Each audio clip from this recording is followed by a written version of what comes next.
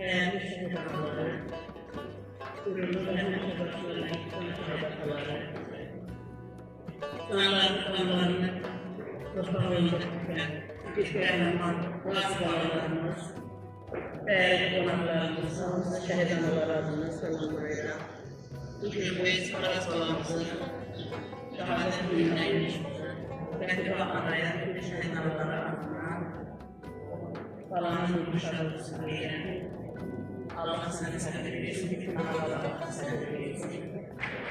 Şehit bağımlılarının, İslamlarının, İslamlarının acısı ve de acıdaki acını Allah geçirmek göstermesi, hiç bağımlıya o acını tatmasın, ama adamlar bunu yaxşı bilirler.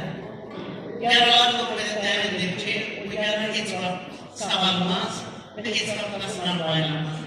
Ama yine bütün bu ağlayan, bu yaralara biz şehit bağımlıları